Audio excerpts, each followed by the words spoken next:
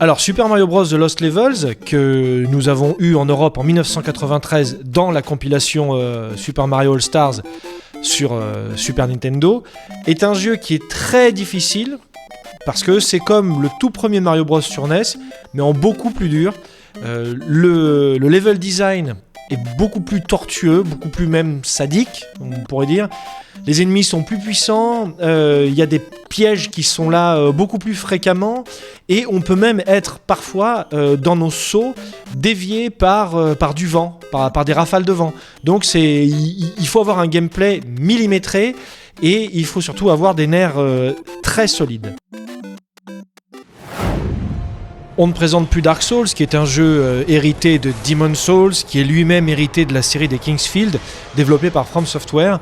C'est un jeu qui a remis au goût du jour la véritable difficulté, parfois même une difficulté particulièrement exacerbée.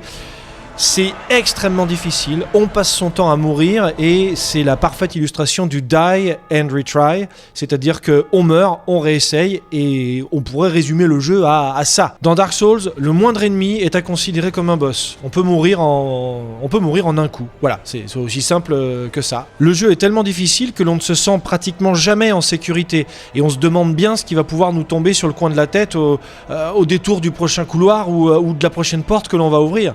Mais justement, c'est ça qui fait tout le charme du jeu.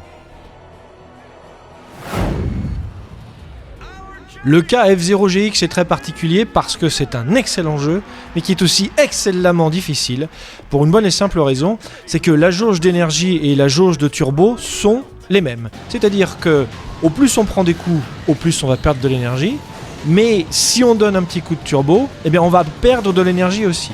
Et surtout, le pilotage est ultra précis, ne tolère pas du tout la médiocrité, et le tracé des circuits est démentiel.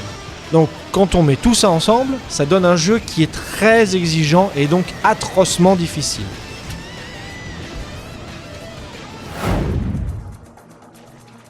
Concernant Ninja Gaiden Black, c'est une version plus difficile, plus exigeante, plus technique et encore plus précise que le Ninja Gaiden qui était sorti sur Xbox un an avant.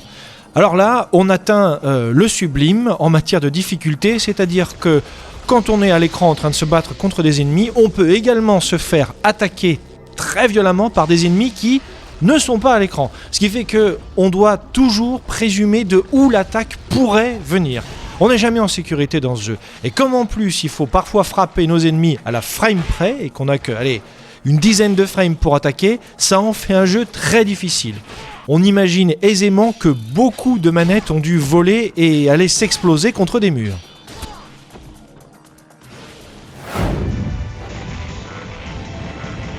Ikaruga reste un shoot'em up emblématique, notamment la version Dreamcast. C'est très proche des Danmaku, c'est-à-dire des Manic Shooters, ces shoot'em up dans lesquels à un moment il y a tellement de projectiles tirés par les ennemis que ça recouvre tout l'écran. Pour Ikaruga, on peut également faire ce qu'on appelle le changement de phase, c'est une particularité de ce jeu, c'est-à-dire que l'on peut changer la phase de notre vaisseau. En gros, on peut changer la couleur du vaisseau, ce qui nous permettra d'absorber des tirs ennemis de la même couleur. Il n'y en a que deux, blanc et noir.